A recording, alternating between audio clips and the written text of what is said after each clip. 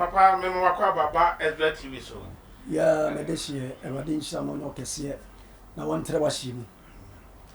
Na papa, me de minimum kakra. Onipa bia woni me anim se menye obi a mehye da pɛ me ho se me advertise me ho. Sanse adwuma no ni onim adwuma na Ewade de ne ya na se Ewade sunsun de ne ya adwuma na onim timi wake ni ma ne koso no. Onto ne ho anwene pa nto ne ho ane pa nkasa. Entontura hu ane kasa. Menante se nyina me de ba ha ne se de ni kai asema me di ka cho man no ama o man na tie nyina ne se ba me de ba ha ne obi o wa ebra me cha se me kasa yi odi ka kasa ya no mfo ni bi ni nanso de me de se utim po nyina ne se ya no mfo ni bi na ba esan se me Ewade wo hira me dada ana kasa me ne wo kasa ne enye sika bi nti se de ya no mfo atinchi mu nsa agigi sika free unsem enye sika nti na mama wasa me ba be bia wani amwo hu nyoma bi afesunsun se no esanse wo kan Bible say no me nka wona odi sunsun hyase no be wie hu na mani ana Korintians so kasa o say de wonnim de wanti sunsun anaso woni ani wa no obu sunsun se aten edi de woni no oni ani a onte de me kana se ba me man pesa de onte ma jo bra ho ase de ya ehye nyame adom na se de ya temase na se wonte asoso de ya me pesa obetemase sanse Ewade suma ma na se nyame hu suma me se me meka ensem mie gofo a o ma ye kra do ma ni abre so wo ha o mo kwada na mo dagene meta ka asem bi se onipa bia woni ne nso na aka wa de ba ko onipa bia no betima ka te oni problem o gara ha o wo sika na nso yare wo si da ka se na nso ko ntimi na ye wa ska 40 bebre na ba mani ma sabi ye nim yo ma ekoso enti nya botre platform ebra wo timi ke fro nya bi fra wadamfo bi ese won tie spiritual father ubetima fra me prophet Derek ba ubetimi so fra me spiritual father ma so de minya mfa ntu dwa time a mewie ye beka sunsun se ni nyina den awie ye wie de no atodwa bo hu enti wo tie minya didie ebra wo nya ma mani nkura no Ewade aye wie Papa, na de ewie ma ho amani ati. Ne nsem na wo kan so mani ati hopa. Na sunsumu ensem no. Ebi ni de wen na ene bia yi wo de bre. Me dance me ba. Enna me ba se me be bia nkofo ani wa fa one major problem e wo ga na ha. A shada affect marriage. Awade. Akanka se no kire se awade. Sense so ga na ha the most major problems ay awade na problems na nkofo face wo. Ababa wa bia wo kwa awade na kan ho ofe. Ene wa ba dada. Wa ba bre because of marriage. Spiritual marriage. Topic am dey brand panya ya spiritual marriage. But the title the timi din ya kese wo mpa ya awade. Efa all side, all angles, all aspects of your life. Wabra bombe bibia. At any point of your life be a bit more affected. But me wan say na me betre signs a be mo hu se o sunsun wade. Obi wa o tie mo ni say ma me be kan say o da na obi ni wapsa bi obi aba ene oba be nya enkita wodie bi ana say ono oba be nya afa. Ana say bi obi ni waba be di ahia e wo dayem. Ene anu kwa na che say o spiritual marriage. You obi wa efrabusuam. You obi wa efrabeyem, efribusumu, efrimotiemu, efrawiema tumfo bi. Hwe kromu wa so many wa twam kura for baby na baby boni so kasa ho because ni ma de kura twam. I'm telling you. De woni ani no, ebi wa kura baby a wona nkura nsuo mo na wona nsuo. Papa mpache wo. Yeah. Senka ni twam. Na ho no sent no enemy bit sent na mempe. Na me ka ho a e spirit bi etwam a wotimi ye de ope bia. Oh yes. Obetima attack because spiritual principle one for respect am no. Okay. Oh yeah. Unim the spirit ni free. Spirit bia wo kwan ofa so twam. Enti ye wo kwan a wo do bebre ade hu sunsun nsem. Ye opampan. Ye wo de odete. Ye wo de odi hu. Ansa ye wo nya beba ma otumi a wo be sa de aye hu adwuma. Enti me Ewade dom me no. Anaso onyankopon so fudie de ofre. Ne mo madwuma pa de e spiritual work. E be sa na kire sa me nya daadafo. De minim ne me ka nkire wo. Obi so say o ka say bebre ni akokoso ye hu hwe sister me papa me maame de me ka cho ne say bia waso ne ti asama me kan yi ja ka satente na wa ofri ka say problem ntimi so ofo ye empanifo say sensuo fa ba eno nje se wonu nsuo biem ana sabi etrente ya ye nyai chesoa dia mega no je die etire wo ente ya ye nyai chesoa enti so wo tie ma bra ba de nsirifi wo he ne pomasi bre wo de ba awai wo twi na obi soso sane no obi tia no wo timi se aduma bi obi be ye no nko akoye bia na de ka ba tomatoes ka to bi eni o mai wo tuntun bi the same person won ton to bi onko akoto na de ka ba di entia so entinye bibi bibi is that not a cause oh na ade ba ko a papa eyi kakra ne say spiritual marriage no sometimes no ya na won sunsanso wo enipa bia so na say obi a wono de wo wani kakra say spiritual marriage won timinya obeti banya e depend wow on say you are spiritual person or you highly spiritual yeah obi wa we increase yeah obi so a decrease yes so what you say enti enya nipa bia na waben ka ben enya nipa bia na waben obi wa se ne so nipa so ka obere chew sabi nensem akoko na metu we dwam ko ba to ne wa boni ti na me say bana amaba no nya abotre ne tie nsem a me de ma wono na se wo tie wi abahu se asema me de ma wona ba ye den ewo okay dem best me bisa kakra se me best me hu spiritual marriage ni sunsanso a eti brain nipa eno de me ba medical chirase no ni later but the medical chirase no me da se the medical chirase no ye spiritual marriage na kasa no the definition kwan be the first way eba wonderful e wo kwan a spiritual marriage no eba ni eba ne se eye e kwan bone so ahomone bi a ebi owiem bi wa asase so ebi fra ba yemu ebi fra busumu ebi fri nsuo mu ana omo ba be ware nipa na omo ba e kwan ya omo fa so ware nipa ni tie me yo ba bi wo ha wa bra bo mu nyare ntem omo ba time to time ebi e dae ko kwa ko dware no o nyare ntem obetena se ama abone getting to be about 9 o'clock no nkono no twe be anka wasa ka normal time oba kwa do dware be 6 ana 5 o dware awi bi o secret o me say se wo to pu sa dware bu to ma se be dware awu so ba be dware e so obi a o ne de no tu pan no oja ne prat wo tum ba bi about 2 weeks 3 weeks se wo ba e wo so consecrated room o ba wo ni nko abefa so ate ho ade so be hu me secret o no enti de wo mu twa mu nyina ne se sa wo ne ba ni pa bra bo mu a e de o hawa kese na e de e bre nipa no obi wo betimi de yare abra aba so ebi wo betimi de ohia aba so e betimi de ka aba so e betimi de ekwan bebre ana fa so a etimi de de ba de wo science a obi ni makeasa so me so da ya obi fa me nya no nko a obi ni me di ahia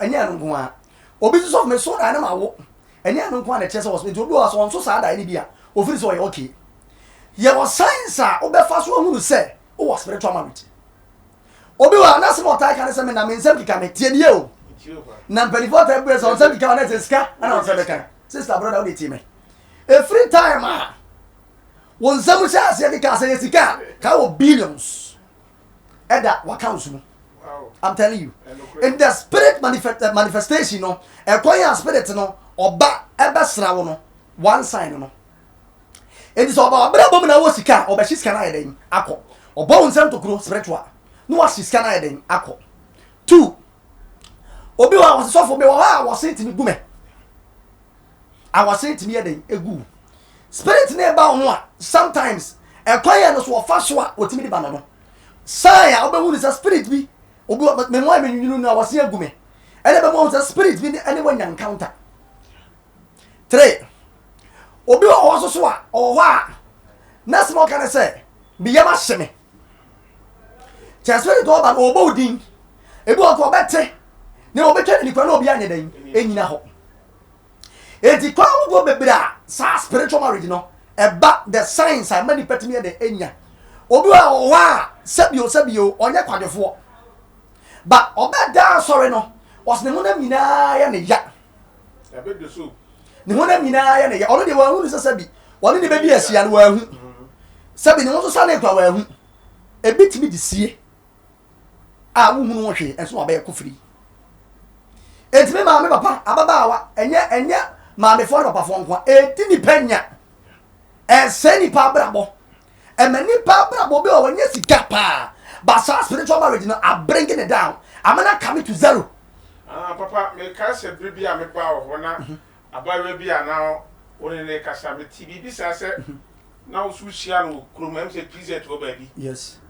Na wo suhia no na se wo bi ne da. Ti ga no friend no. Sabi. In first na ga no wa ye no hosta no ni se ya ai wo be se ne pempo.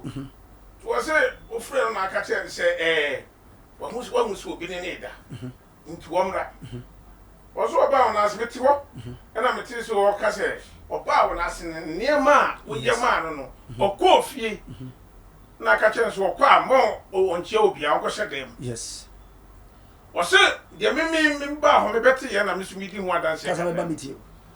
O se me according to get the case bi say wo se ade a wo de man na wo de kofie no oh be 30 minutes time ene ono an ni papa ni aba again no okay again no aye gas o be so fi bai wase ono an ni papa ni aba e bai ene e wase ntokwan de o kana me bo metin ko se ya me ntwa no de no na ye spiritual marriage ni bi no na spiritual na de o me sa me akokon to bedwem me se me ni me office kra na me hunu ade afa ho aba de be bi me na me hunu e de nse me kan chiro Berade ehun girl ne mobo lady ne mobo. Yeah. Na me take care me kura. Okay. To me sa friend say odi ani die ma sunsun no. Yeah. Ana otu nani otu ana mo ba me nche na se ma me say na me card me no. Kwase mo ba e bade age no. Baby obi e bade nchira no. Die ntia me person my specific abobo di ne say ehun hia. Wo ba empanifo say se woni twia mu die di jawo. Yeah. Na mu nsa simu die nya den ye ni nyawo. Entitie me bi bedu point say me cheche kwaya nkofo science a behunu obi wase na ho hyeme awon se de me hunka jangu so yusu ya bi engu so yensu ensu so yengu so eya de na ho hyehyew spirit manifestation bi no na esa wo spiritual marriage okay obi wate sa do be ko hospital ko be ka tell me say onyare wa test bibi bia ese yare bia ne den eni ho so still na ho hyehye no o mra me hume na de omu nyina nse ade ewe ni nyina achi no ni nsu ansu omu ne se e ba wo so sa obi okotimi ye ensaburu ni one obi wo so a otimi ye obi asabi na dwuma sentika se nyina timi hye papa mpacho na chese e basa na akoye se obi a so wo ye bema oba na ware wo sunsum ba bi betima be ware wo enti me de mi suafu wo kakra na me chemu no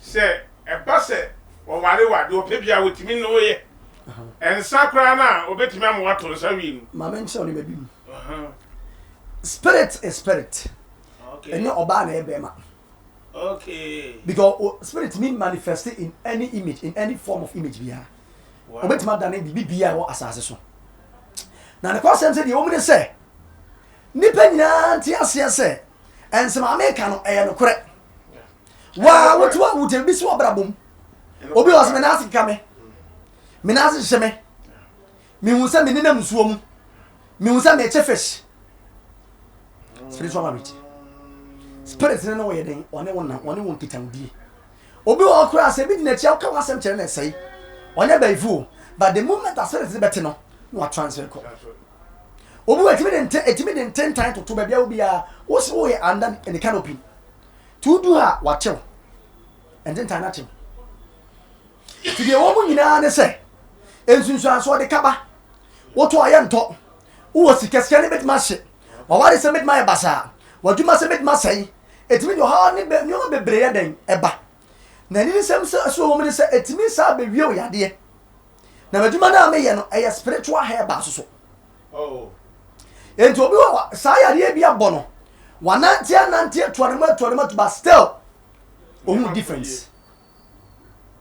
difference opekwan ya ni gane be fa so be den e be sorry opekwan ya adwuma no ade na woton e be ma den ato wo mra me hume na rade to mi nti so obo kwantempo ba be hume a eye da nyame bo a chena anopa Everybody be chin to me. And I can't think. Me for the say. Was here one, and I sorry. I'm about one. A brand and who could be a Ocean, and I would have been away with time at Nancy. At da, Medea or Somono, whom my femono. A debby a brother. Ukwada. A brother, Ukwada. Sabra and a brother and Resso is here. A brother transit by 6 and a pa. Not just say. No, my sorry, at 1 o'clock. No, my sorry. What do you see? Okay. Not just say. Will be a crown about why. Would you can any rampie boom? You can bump a year, rampie boom and sana. Why a spiritual a year come woman? Young pipe up and no. Okay. Oh, Banna may show a memo, dear, and the main cow. Memo, dear, about the coffee. Oh, may you know. Oh, that's so. And when I be won't talk boom. Kosha Buswenim. At the crowd is hard in the bow so.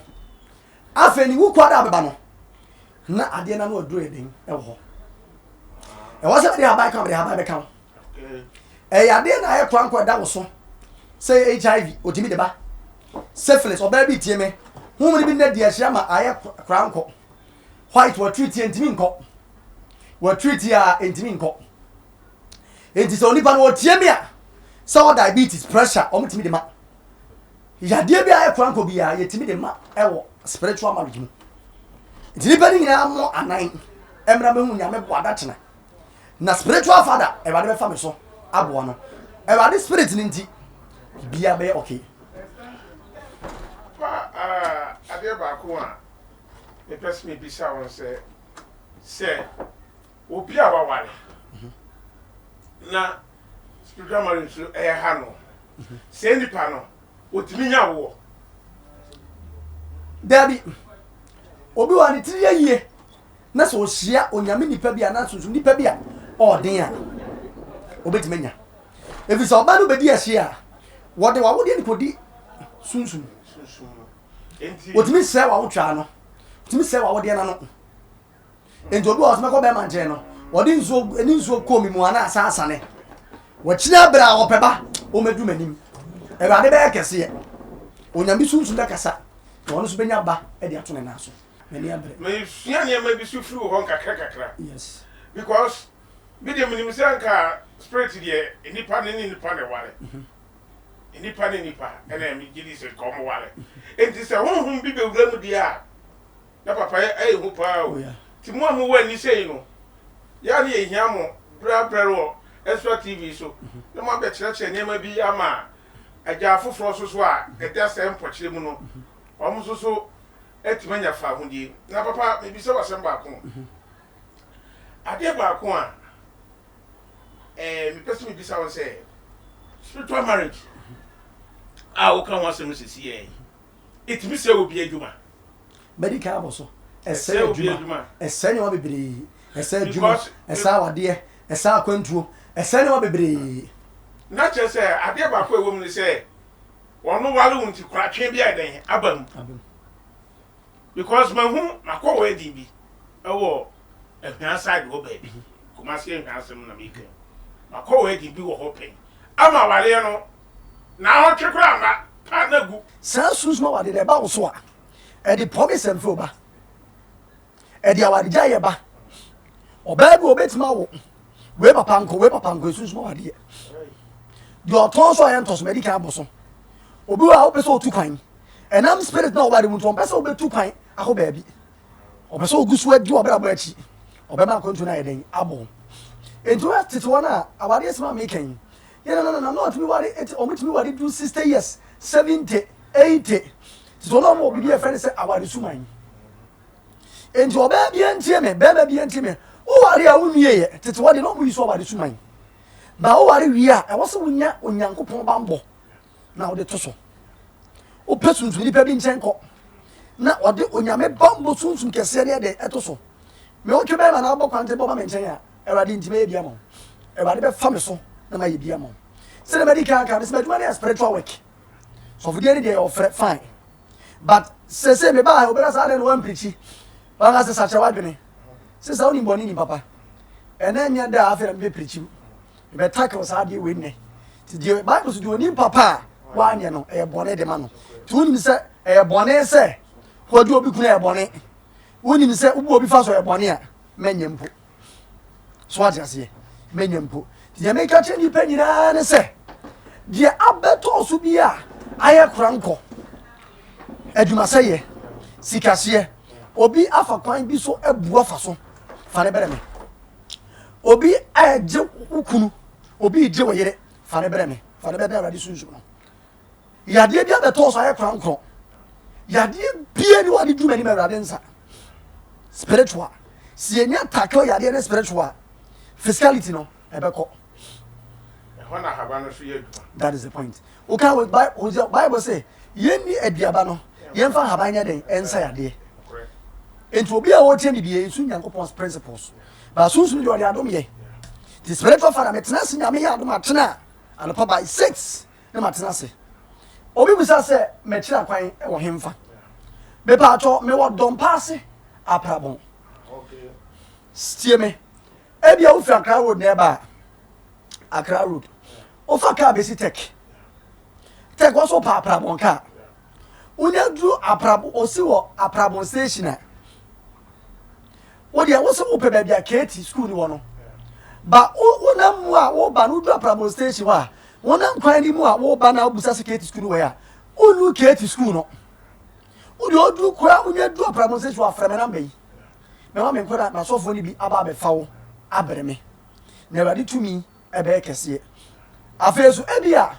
wo fi aduma ana eba Mamponten ufri Mamponten eba okota station odu tafu station a oso pe anoga junction ka ana ase atonsu kraka so wonderful odu atonsu oso pa atonsu ka si atonsu ago ofa atonsu ago ka oso ba odu ona usia oso pa aprabon ka no obisa so obiso aprabon station usi aprabon yes last stop usi aprabon station usi kima from number o friend number na me de ba betu dwe ya Awurade nti ba be kamensa enti ba bia fa hye ntim se kyena oni sunsun ba be bompuni mpu ene Awurade tumi na ba be di ahia na problem no so o te se nkro be du mani ma oye kese ko be kitikiti onya nu mani so yo ga ne mo brebe na ba be du mani ma obo unse samaga ene amaga hia ene hu amaga hoho spiritual farmers me gwam nyame bo akyena Awurade tumi be di atena konya atena se kyena nyame bo a anopa metna sa kwa kopem 1 o'clock by odi ata kwa 1:30 na ma sorry sansa wo ba na ni pa bia so ba bia no e pa acha wo de ntina bo wo nya ntina bo afekube to kube ba ako fa be hunu me na mi bie no ba bi so eni so ntina o yare Bible so ma so ane so abre o ma so yare abre o mu ko mu bo mo mfa me dai tibra e ba de ya doma spiritual father Prophet Derek metnase kyerɛ nyame bo a Awurade tumi bɛyɛ kɛseɛ na basa ayɛ adwuma me telephone number is me de tudwa obedi my friend number is 0542 yeah 58 59 70 0542 58 59 70 Tini 0542 58 59 70 and at 0546 99 62 85 0546 99 62 85 and the number is 023 97 89 264 023 97 89 264 me ba cha wo ba boa ho